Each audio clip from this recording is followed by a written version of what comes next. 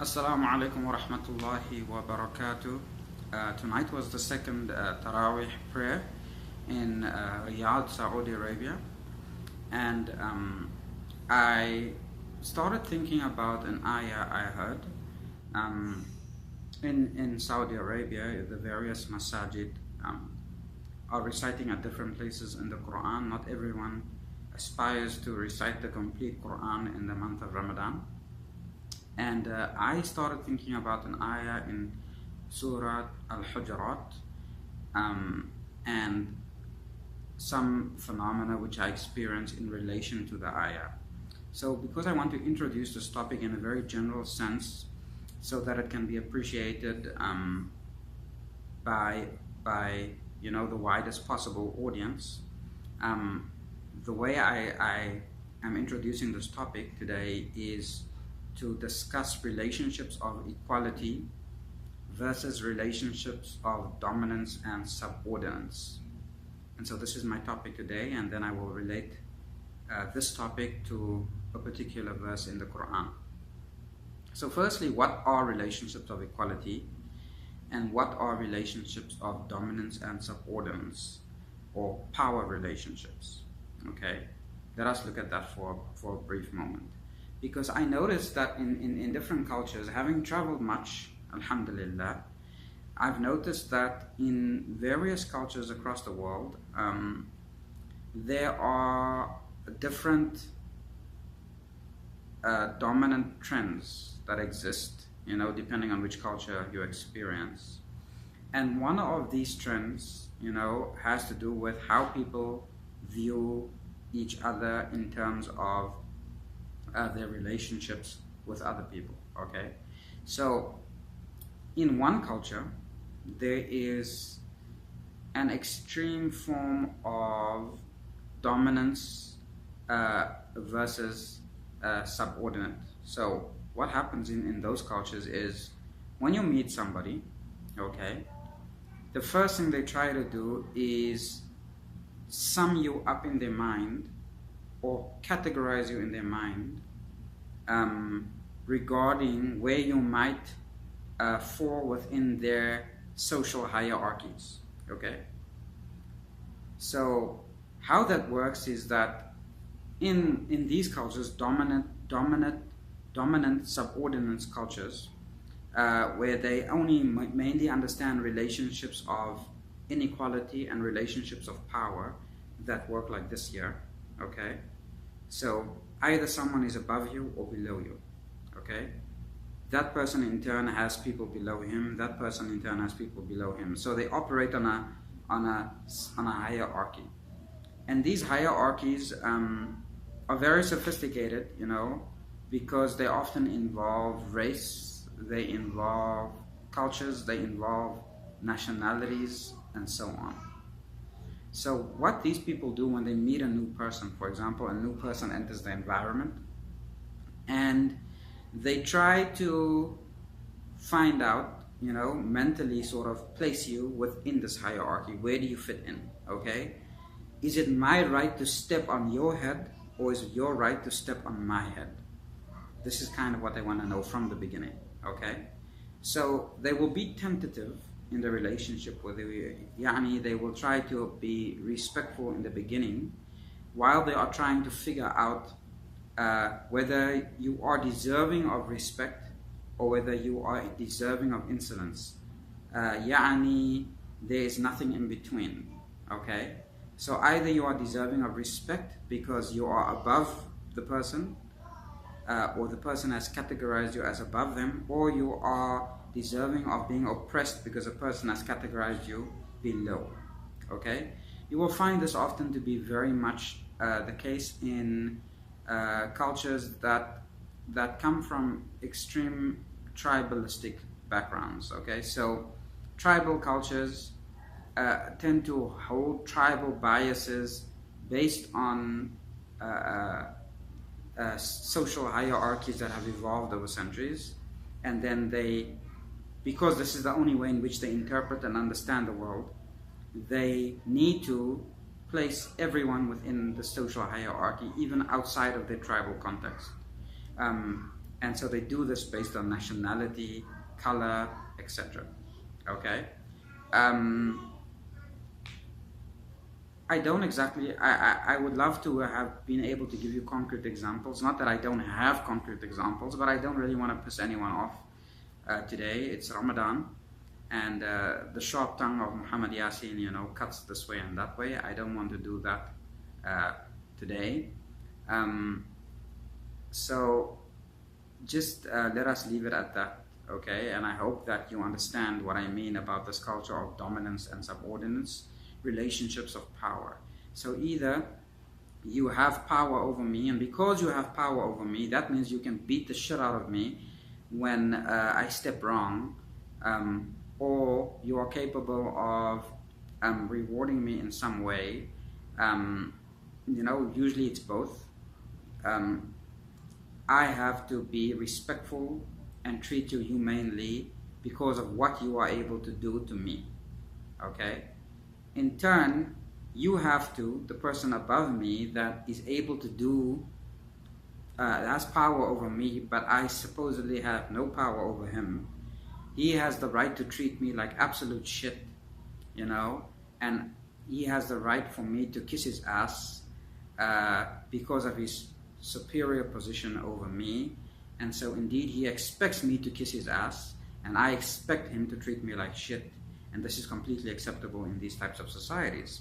I, in turn, will have people that are lower down on the social, on the hierarchy than I am, which then I have the right to treat like shit, and will need to kiss my ass to gratify my ego. So this is kind of those societies. Then there are societies that try to foster relationships of equality. What does that mean? It means that they inherently have the belief that all men and women are intrinsically equal, meaning they've been created equal from the beginning, and therefore all people are deserving of respect regardless of where they sit on the social hierarchy within those societies. Now, all societies have hierarchies, okay?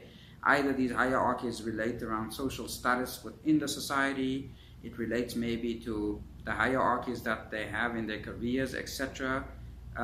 Societies function on these, okay? You cannot get away from it. But how people choose to treat other people based on these hierarchies, and whether they believe these hierarchies are functional or intrinsic, that's where the difference lies, okay?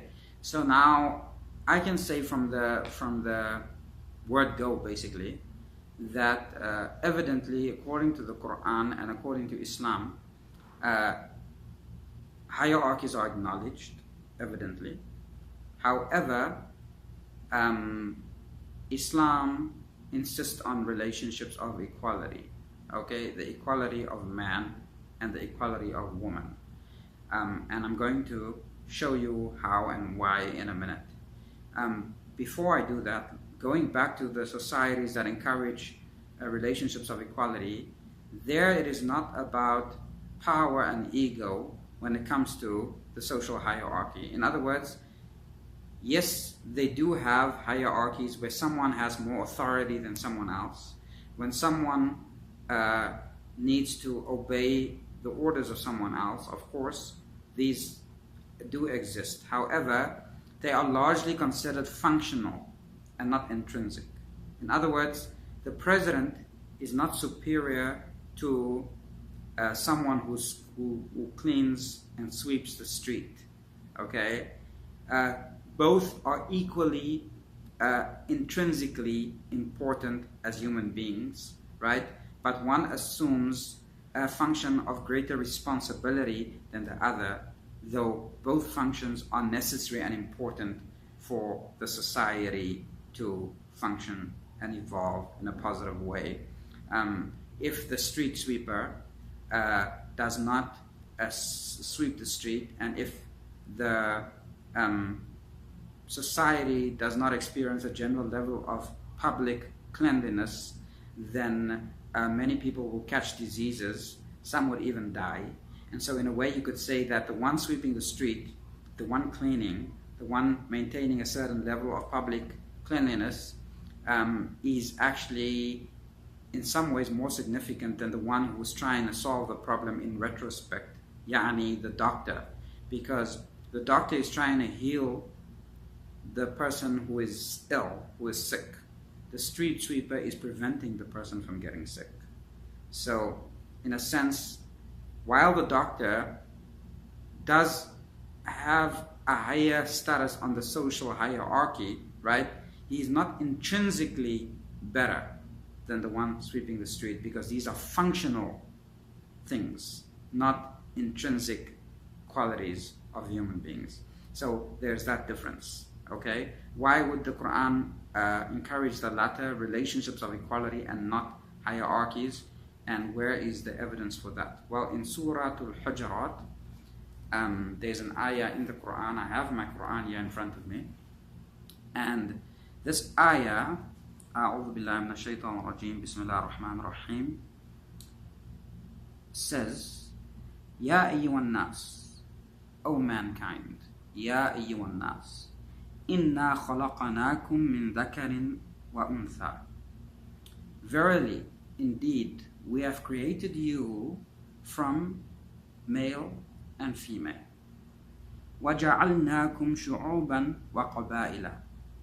And we have made you into nations, peoples, different peoples, and tribes. Why? The Quran continues and says, لِتَعَارَفُوا, so that you may know one another. And it carries on and it says, إِنَّ أَكْرَمَكُمْ عِنْدَ اللَّهِ أَتْقَاكُمْ. Indeed, the most honored amongst you are the ones who have taqwa, who are steadfast, practice righteousness, and are mindful of Allah. Taqwa denotes all these things. Inna Allah alimun khabir. Verily, Allah is all-knowing and all-aware of everything that's going on. Okay, so this is the ayah. Now, if you go to the ayah, which is again Surah 49, ayah number 13, do yourself the favor and read the verse before and read the verse after to get some kind of context. Okay, just in summary, the verse before talks about not backbiting, not spying on people, and slandering people, backbiting, talking behind their backs, because this is likened to, and the Quran says, would you like to eat the flesh of your dead brother? No, you would totally hate to do that. Okay, so the Quran first says don't backbite, slander, spy on one another, and otherwise in general harbor these kind of ill feelings towards one another, in this type of negative competition.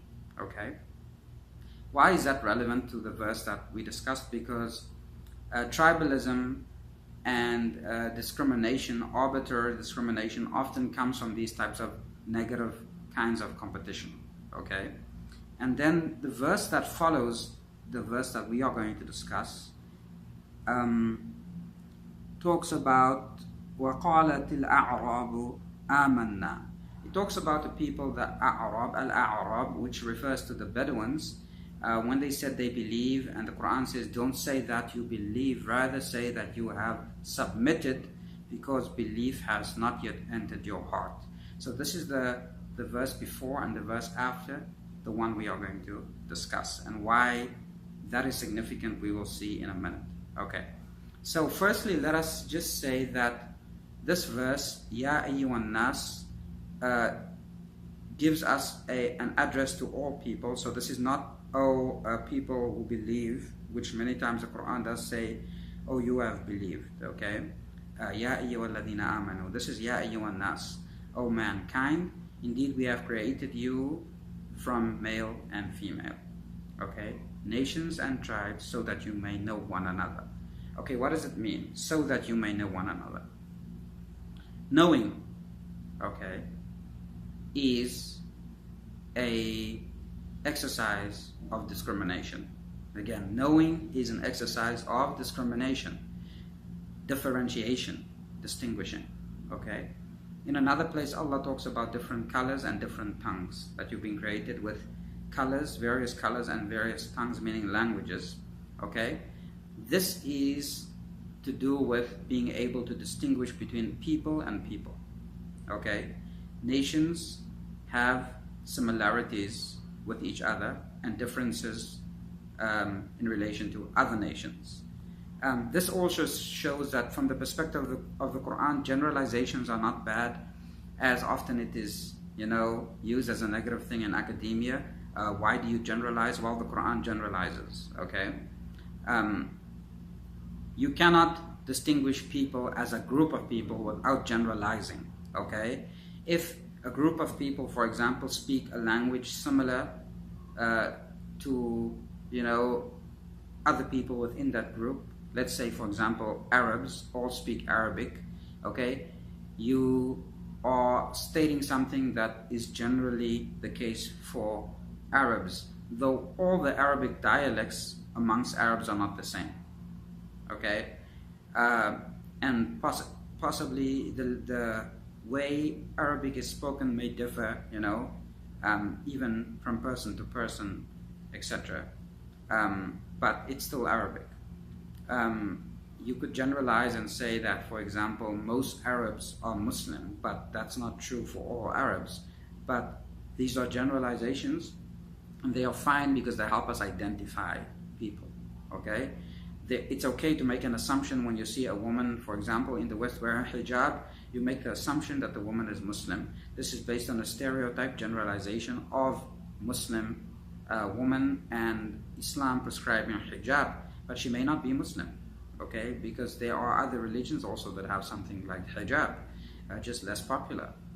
So the Quran tells us that the reason for these distinctions, okay, nations, tribes, people's groupings, being able to identify people by these stereotypes, generalizations that we make about people, is لِتَعَارَفُوا, so that you may know one another. Okay, because this is true about people in general. Okay, someone comes from a certain region, another person looks at his face, he says, this is so and so from such and such a tribe. I can tell just by looking at his face.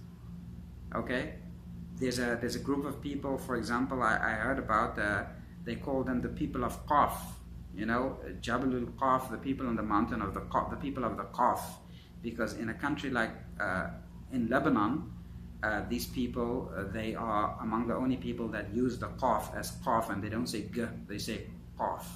Okay, so they call that. Okay, so when you hear them speak, you'll be like, aha, these are those people, right? This is fine. Okay, this is lita'arafu.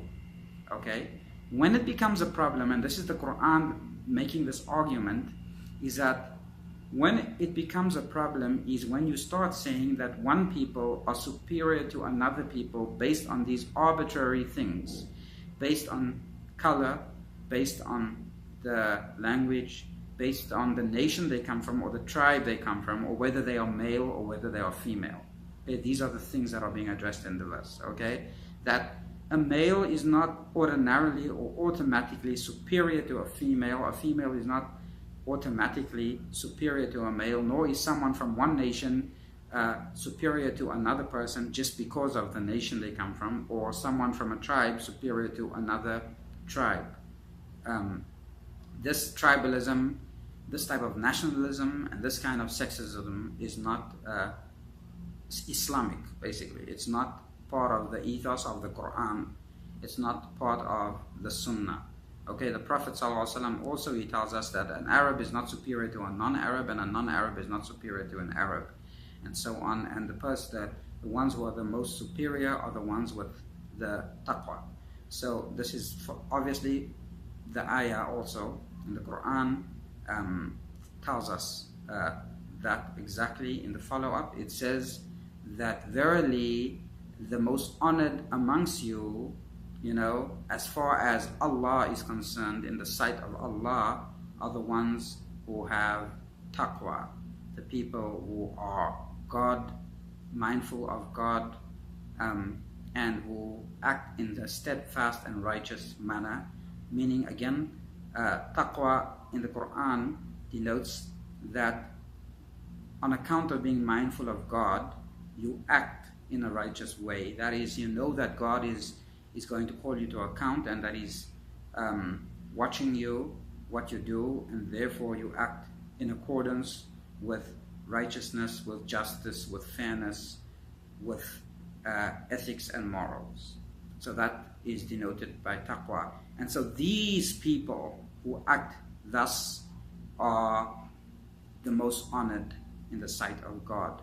Not someone who belongs to a particular tribe, not someone who comes from a particular nation, not someone who is because he is a male, or someone because she's a female. And so privilege here, the Quran shows very clearly, is in the sight of Allah, is merited. It's based on the merit, and the merit is taqwa. Okay?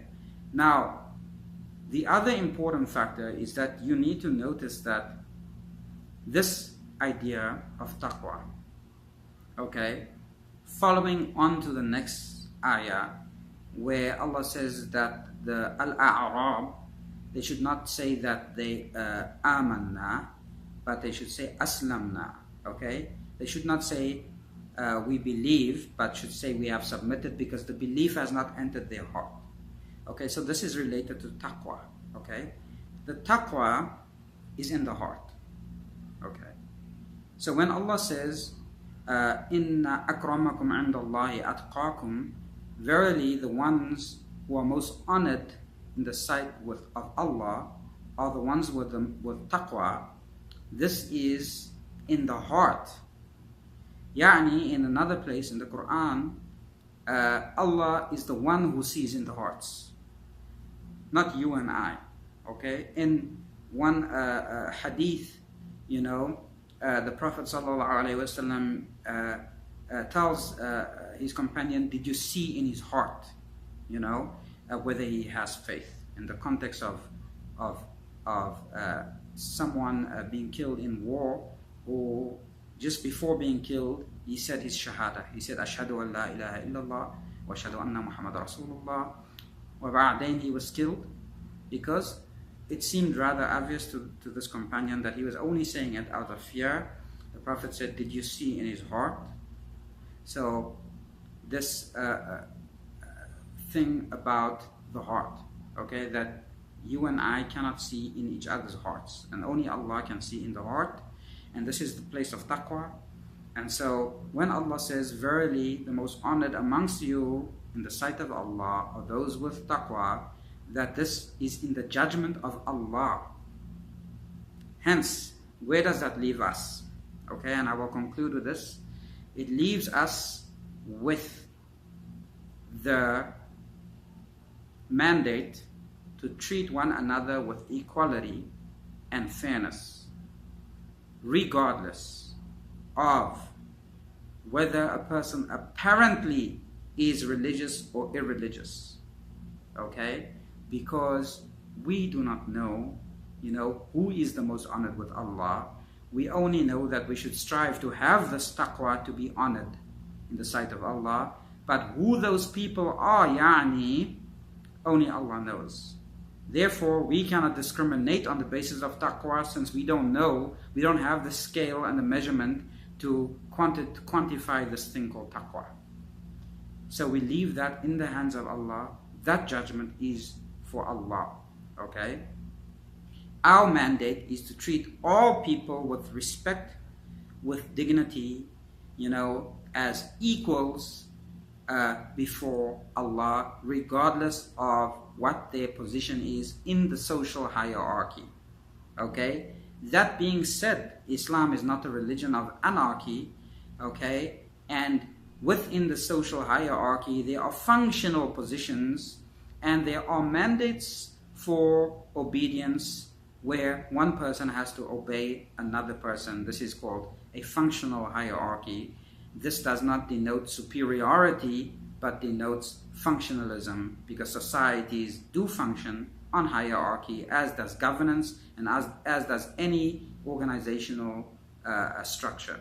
Okay? So there is obedience to people. Yes, there are hierarchies.